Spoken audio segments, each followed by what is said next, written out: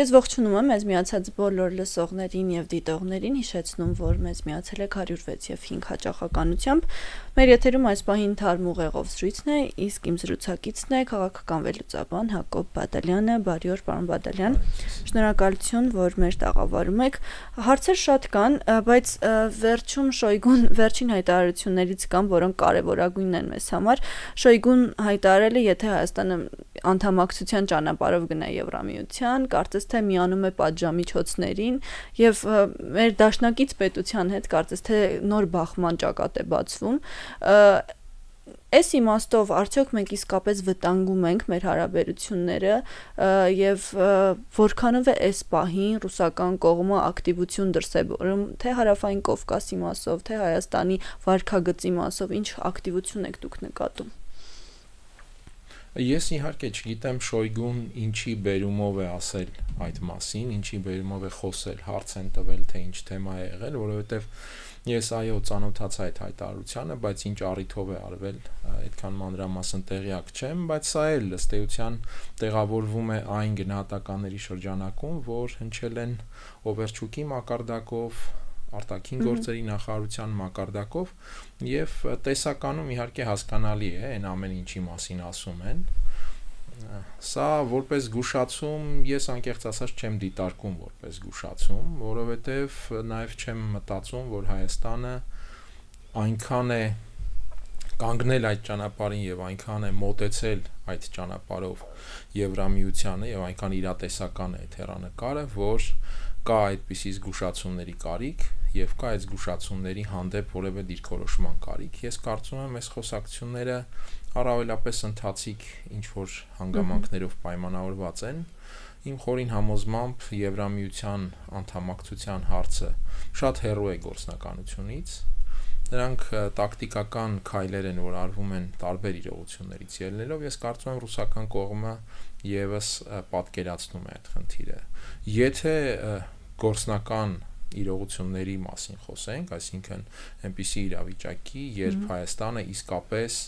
շատ մոտ է կամ առարկայորեն ձեռնմուխ է եղել Եվրամիության անդամակցության գործընթացի եւ այլն, ապա բնական է որ այստեղ առաջանում են ռիսկեր, ես կարծում եմ ցանկացած դեպքում այդպիսի իրավիճակներում առաջանում են ռիսկեր Եվ այո, այդ պարագաներում պետք է հաշվի առնել ռիսկերի եւ հնարավորությունների հարաբերակցությունը, պետք է հաշվի առնել մենք կարող ենք կառավարել ռիսկերը, չմնալ ռիսկերի տակ եւ այլն։ Սա էլի նորմալ process է այդպիսի իրավիճակներում։ Եթե դատենք անմիջական հարցով Հայաստանը Եվրամիության անդամ, ես կարծում եմ այդպիսի հեռանկար գործնականում չկա ոչ թե որովհետեւ Հայաստանը չի գնա այդպիսի քայլի այլ որովհետեւ դա հետաքրքիր չէ Եվրամիության համար շատ པարզ մի օրինակ բերեմ Հայաստանը այդ հայտարարությունները արեց եւ օրենքը առաջին ընթերցմամբ ընդունեց ընդ որում օրենք մի քիչ տարօրինակ որովհետեւ այդտեղ ընդհանրապես ասվում է որ Հայաստանը սկսում է գործընթացի մեկնարկ այսինքն դեկլարատիվ օրենք էր մեծ հաշվով բայց մենք տեսանք որ Եվրամիությունից որևէ բարձրաստիճան արձագանք որևէ բարձրաստիճան պաշտոնյա ուղիղ արձագանք այդ իրողությանը չի արել, այսինքն Եվրամիությանը դա հետաքրքիր չէ մի շարք հանգամանքներով պայմանավորված։ Ես առիթ ունեցել եմ ասելու, որ Կովկասի առանձին պետություններ երբեք չեն դառնա Եվրամիության անդամ, իսկ Կովկասի պետությունները ընդհանուր Եվրամիության անդամ դառնալու մենք տեսնում ենք, որ բավական խնդիրներ կան այդտեղ, նախ Ադրբեջանի գործոնը կա եւ երկրորդը եւ գուցե ամենից կարեւորը, դա Թուրքիայի հանգամանքն է, եթե Թուրքիան չդառնա Եվրամիության անդամ, ես կարծում եմ Եվրամիությունը չի գնա Կովկասում անկլավ ունենալու ճանապարհով։ Իսկ եթե Թուրքիան անդամ չէ Եվրամիության, դա նշանակում է Կովկասը անկլավ է, եթե որևէ մեկը կամ նույնիսկ մի քանիսը Կովկասի հանրապետություններից դառնա Եվրամիության անդամ։ Այդ անկլավը Եվրամիությանը բացարձակ պետք չէ եւ հետաքրքիր չէ։ Այսինքն ճիշտ եմ հասկանում, որ այն անկախության մասին, որ մենք մշտապես խոսել ենք, դա հողի վրա գոյություն չունի եւ թե Հայաստանը եւ թե տարածաշրջանի մյուս պետություններից այդ թվում Վրաստանը չեն կարող ինքնուրույն որոշում կայացնել նման հարցերում, որքան էլ երկու կողմից ցանկություն լինի։ Այս դեպքում դուք նշում եք, որ Եվրամիությունը կարծես թե շահագրգռված չէ։ Եթե շահագրգռված լիներ եւ հայկական կողմն էլ այդպես մեծ ջանքերով առաջ գներ, արդյոք այդ գործը գլուխ կգար, թե ի վերջո կանգնեցնողներ կլինեին։ Նախ մենք ինքնուրույն որոշում ասելով, չգիտես ինչու մեծ մասամբ պատկերացնում ենք ընտրություն դեպի արևմուտք։ Այսինքն մեզանում ձևավորվել է մի իրավիճակ, երբ մենք մեր անկախությունը, ինքնիշխանությունը չափում ենք հետևյալով. մենք ընտրում ենք արևմուտք, թե չենք ընտրում արևմուտք։ Մեկ ճամբարից դեպի մյուս ճամբար։ Եթե ընտրում ենք արևմուտք, այո, շատերի մոտ այդպեսի ընկալում կա, որ ուրեմն անկախ ենք եւ ինքնիշխան։ Եթե չենք ընտրում, ուրեմն անկախ չենք եւ ինքնիշխան չենք։ Ես կարծում եմ ընդհանուր առմամբ մեր հանրային մտածողության մեջ, մեր հանրային չափումների, չափորոշիչների մեջ պետք է փոխել անկախության եւ ինքնիշխանության ընկալումը եւ առավելապես տեղավորել մեր երկրի ներսում, այսինքն մենք անկախ եւ ինքնիշխան ենք այնքանով, որքանով կարողանում ենք մեր իսկ կարիքներից ելնելով կազմակերպել մեր երկրի ներսում կյանքը։ Հասարակական հարաբերություններից մինչև տնտեսական քաղաքականություն, տնտեսական հարաբերություններ, օրենսդրություն, սահմանադրություն եւ ընդհանրապես այն, ինչով մենք ապրում ենք երկրի ներսում։ Եթե մենք կարողանում ենք երկրի ներսում ձևավորել հարաբերությունների այն համակարգը, որը ինքնաոչնչացման մեխանիզմից մեզ տալիս է հնարավորություն անցում կատարել մեր տարբերություններով հանդերձ այս տարածքում ապրելու, ստեղծագործելու եւ ուժեղանալու հնարավորություն, սա արդեն ինքնիշխանության չափի չէ։ Արտաքին հարաբերությունները սրանից կածանցվեն, այսինքն մենք ըստ այդ անհրաժեշտությունների կարող ենք հարաբերվել թե Ռուսաստանի եւ թե Արևմուտքի հետ եւ թե նաեւ այլ ուղղություններով, մենք չգիտես ինչու միայն այս Ռուսաստան-Արևմուտքն ենք չափում, ընդ որում դա զգալիորեն արհեստական դիլեմա է դարձել նաև որոշակի ժամանակահատվածից ի վեր, եւ այսօր ծավալվող միջազգային զարգացումները վկայում են նաև հենց այդ մասին, որովհետեւ այստեղ մենք այլ խնդիր էլ ունենք, չէ՞, կարծես թե վերջին ժամանակներում ընդհանուր այսպես արևմուտք ասվածը էլի մասնատվեց, Եվրոպան անցավ այլ կողմ, դրա մասին է նշում, որ ներքին այդ դիմակայությունը արևմուտքի էլիտաների միջև այսօր մեծ հաշվով ոչ պակաս սուրճ է եւ գուցե նույնիսկ առավել ֆունդամենտալ բնույթ ունի, քան օրինակ Արևմուտք Ռուսաստան այդ պատկերացումները, որ մեր մոտ ավելի շատ մնացել են թերևս միջազգային հարաբերությունների այդ հին համակարգից եւ ընկալումներից, դրանք ավելի շուտ խորհրդային եւ հետխորհրդային պատկերացումներ են, որոնք այսօրվա իրողություններին այդքան էլ չեն համապատասխանում։ Եվ դրա համար ես կարծում եմ մենք մեր ինքնիշխանության եւ անկախության այդ աստիճանը եւ ընդհանրապես տրամաբանությունն ու բնույթը պետք է այլ կերպ չափենք, առավելապես ներքին իմաստով։ Ես էլի առիթ ունեցել եմ ասելու այս մասին, մենք մեր կարողությունները, մեր հնարավորությունները, մեր հեռանկարները պետք է գնահատենք ոչ թե արտաքին վեկտորի տրամաբանությամբ, այս թե այն ուղղությամբ, այլ դեպի ներս նայելով, այսինքն մենք մեր անելիքները պետք է դիտարկենք մեր տան մեջ եւ ըստ այդմ նաեւ կարող ենք ձևավորել արդեն արտաքին աշխարհի հետ հարաբերվելու մեր թե համակարգը, թե կարողությունները։ Արտաքին աշխարհի հետ ձևավորումը իմ տպավորությամբ հիմնականում պայմանավորված է անվտանգային հարցերով, քանի որ մենք մի ճամբարում կարծես թե չենք գտնում մեր անվտանգության հարցերի լուծումը եւ փորձում ենք այդ հարցի լուծումը գտնել այլ ճամբարում, բայց արդյոք դա միակ շարժառիթն է, որ Հայաստանը փորձում է անընդհատ այս կողմից այն կողմ գնալ, թե հանրությանը ներքին լսարանին այլ ապացուցելու հարցեր եւս կան։ Այս թեման իհարկե շատ հմուտ եւ շատ հետեւականորեն խաղարկվում է սուտ ներքաղաքական տրամաբանության մեջ։ Այս թեման քաղաքական իշխանության համար է դարձել իր ընտրազանգվածի հետ հարաբերվելու խաղակարդ, ընդդիմությունն է իր տեսանկյունից օգտագործում։ Եթե բուն իմաստով նայենք, ապա ես կարծում եմ այստեղ Հայաստանը չունենալով արդեն որևէ կայուն համակարգ, չտեսնելով որևէ կայուն համակարգ, ընդամենը փորձում է այդ քաղաքական հաշվարկները, դիվիդենդները, եթե մի կողմ մղենք, ընդամենը փորձում է այդ անկայուն միջավայրում կառուցել խճանկարային տրամաբանությամբ ինչ որ անվտանգային կառավարելիության միջավայր, որովհետև այսօր մենք չենք էլ տեսնում որևէ հաստատուն համակարգ, որին հարելու մասին կարող ենք մտածել։ Նախկին կամ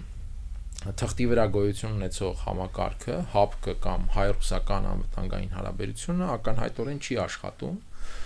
եւ այդ չաշխատելը մենք հիմա ենք տեսնում, բայց իր անաշխատունակությունը ձևավորվել է շատ ավելի վաղուց, երբ սկսել է փոխվել քաղաքական միջավայրը, փոխվել Ռուսաստանի մոտեցումները, ընկալումները եւ ընդհանրապես հարաբերությունները։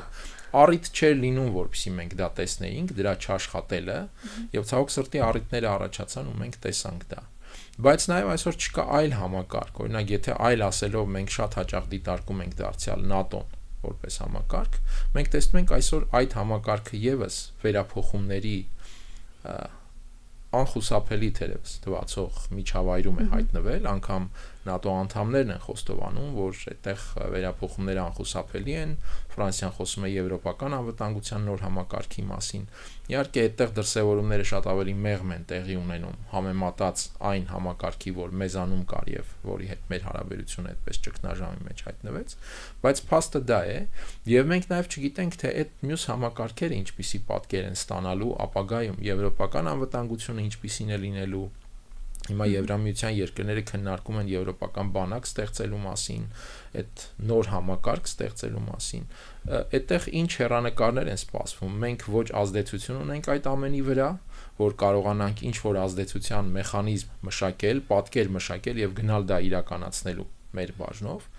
եւ ոչ էլ մեծ հաշվով պատկերացնում ենք, թե այդտեղ ինչպիսի հեռանկարներ կլինեն։ Ըստ այդմ կարծում եմ այդ մասին խոսակցությունները, որ մենք սա չենք ընտրում, գնում ենք այլ բան ընտրելու, հիմնականում կրում են մանիպուլյատիվ բնույթ։ Մենք ոչինչ այսօր չենք ընտրում, մենք այսօր փորձում ենք տարերայնորեն օպերատիվ ռեժիմով ինչ որ բան կառավարել, հասկանալով, որ ոչինչ չի աշխատում, հետեւաբար ամեն ինչից մի կտոր փորձելով աշխատեցնել, ստանանք ինչ որ կառավարելիություն։ Պարոն Բադալյան, դուք նկատել եք, որ վերջին շրջանում Հայաստանի իշխանությունները սկսել են ավելի մեղմ արտահայտվել ռուսական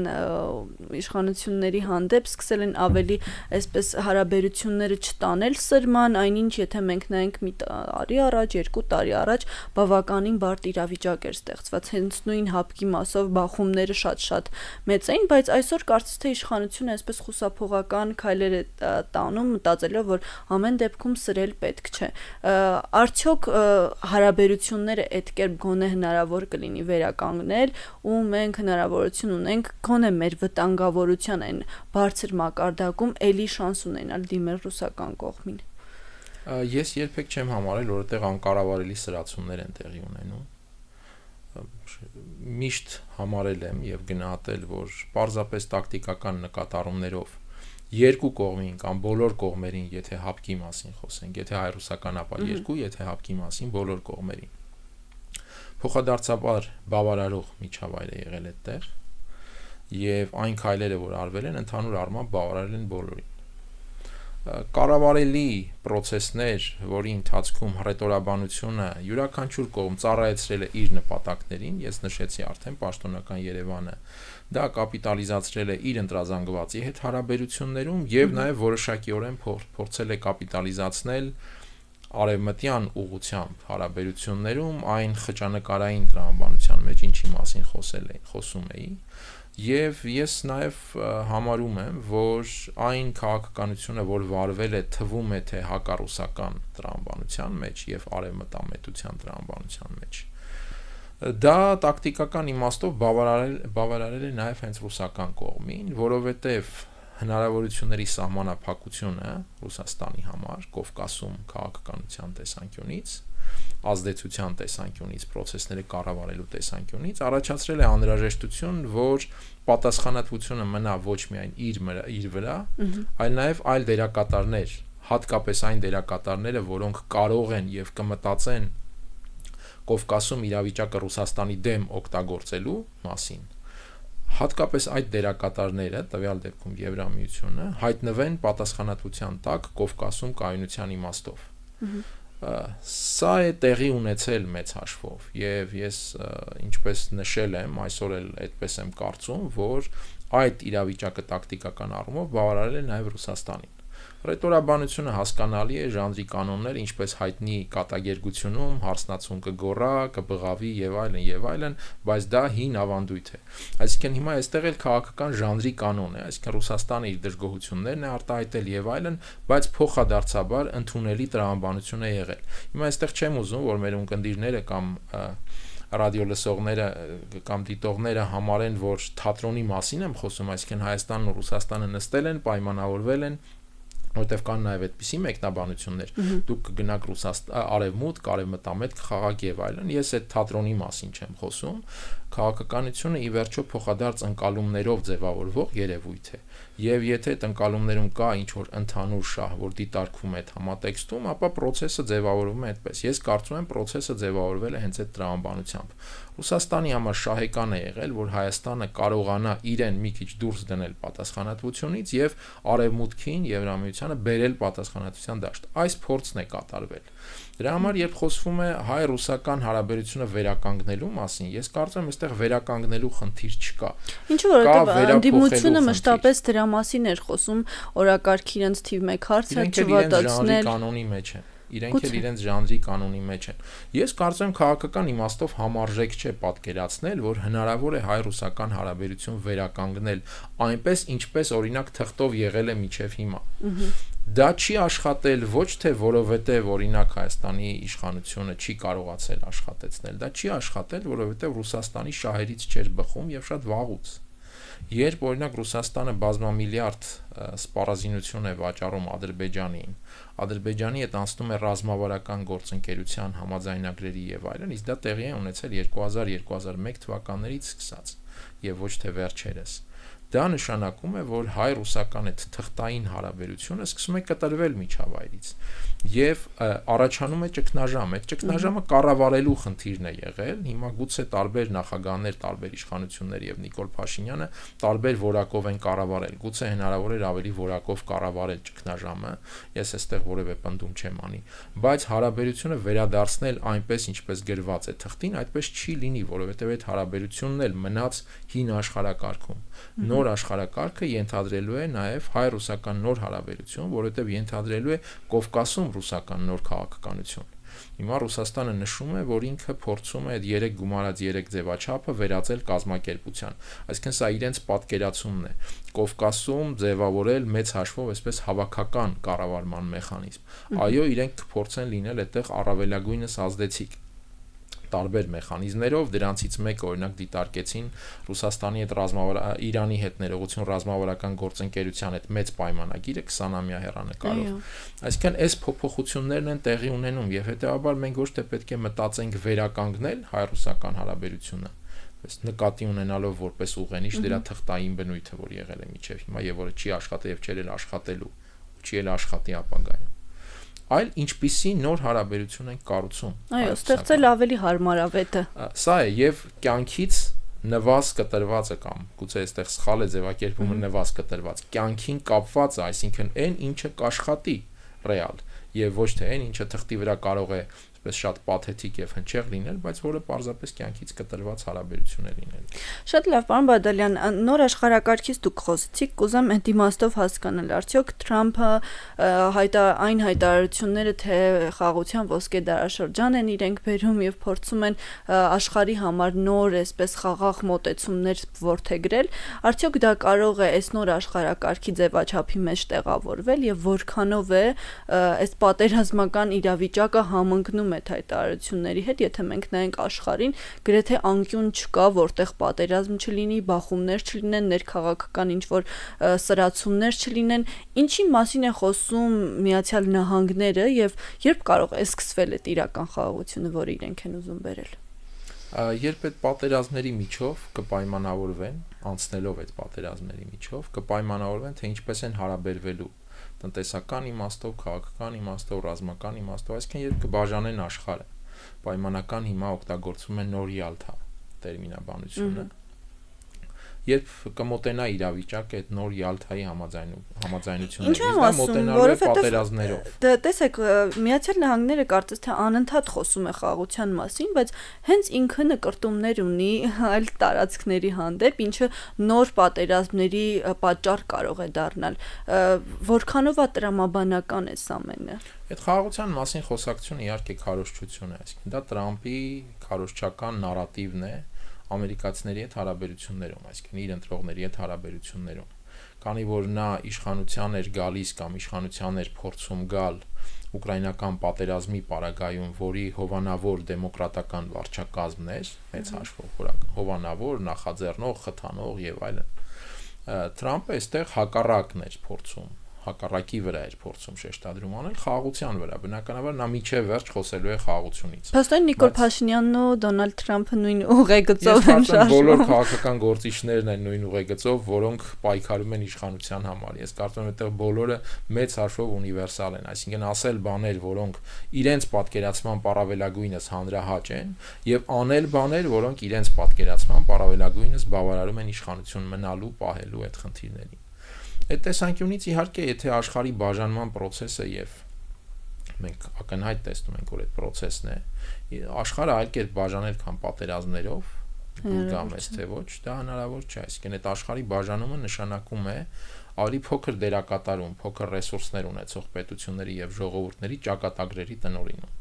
Օրինական, ինչ տեսնում ենք Ուկրաինայում մեծ հաշվով, այնինչ տեսել ենք նաեւ մեր հանդեպ որոշակի իմաստով, իսկ ինչպես կարող ես խաղաղ ճանապարհով տնօրինել այլ ժողովուրդների ճակատագիր, գնալ եւ ասել ժողովուրդներին, գիտեք, դուք էսպես եք ապրել, կամ էս սահմաններում եք ապրել։ Դե ինքնակամ հանձնվելն է դրա միակ լուծումը։ Ինքնակամ հանձնվելը չէ, բայց իհարկե այստեղ շատ մեծ է դառնում այդ ժողովուրդների էլիտաների հարցը, այսինքն էլիտաները կարողանում են այդ process-ները ընկալել, հասկանալ եւ այդ process-ներում դիրքավորվել այնպես, որ չդառնան աշխարհի բաժանման պոլիգոններ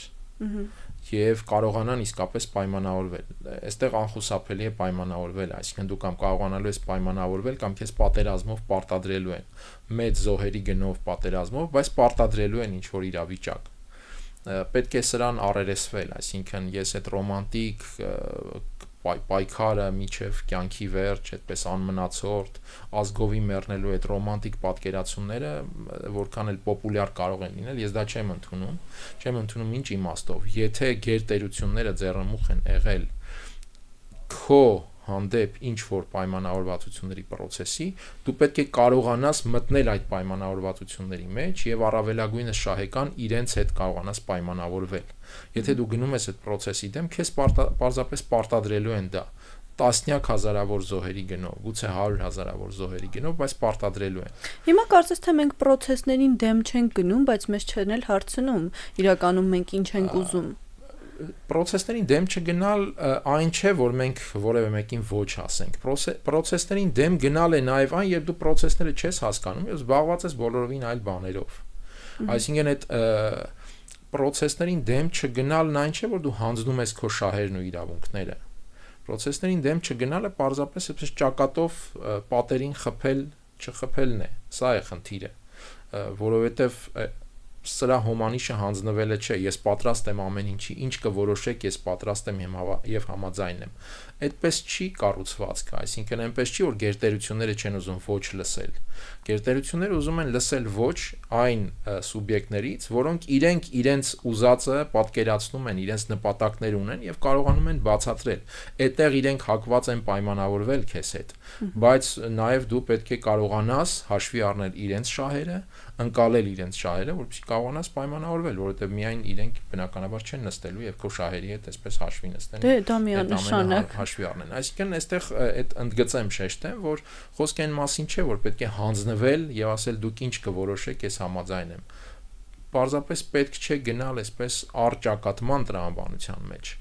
Նրանցից որևէ մեկի կամ բոլորի դեմ։ Այս պարագայում դատապարտվածությունը ես կարծում եմ անխուսափելի է։ Եվ վերջում հետաքրքիր է, արդյոք այն քայլերը, որ մենք անում ենք խաղաղության ստանող ճանապարհին, որը ըստ իշխանության հենց խաղաղության ճանապարհն է, այդ հայտարարությունը, որը կարծես թե թշնամական կողմի հետ համաձայնեցված է եւ անընդհատ խոսել այն մասին, որ մենք ամեն դեպքում որդեգրել ենք խաղաղության ճանապարհ ու մենք գնալու ենք չնայած թշնամական կողմից հնչող հայտարարություններին, որ դեռևս լիարժեքություն չկա այդ մասով։ Արդյոք սա չի ենթադրում, որ մենք ենք վերջում խնդիրներ ունենալու եւ մեզ են վերջում ինչ-որ մի բան պարտադրելու կրկին։ Դե որովհետեւ դա հենց այդ հանձնվելու տարբերակն է, այսինքն մենք համարում ենք, որ չենք գնում առճակատման, բայց մենք ընտրում ենք մյուս ծայրահեղությունը, մենք գնում ենք հանձնվելու ճանապարհով, այսինքն այդ մեծ հաշվով պայմանական իմաստով այդ դիրքավորման։ Մենք համաձայն ենք ամեն ինչի, միայն թե թող մեր հանդեպ որևէ խնդիր չլինի, ինչ կորոշվի, ինչպես կորոշվի, մենք պատրաստ ենք դրան, մենք պատրաստ ենք լինել ինչ որ բան տվողը,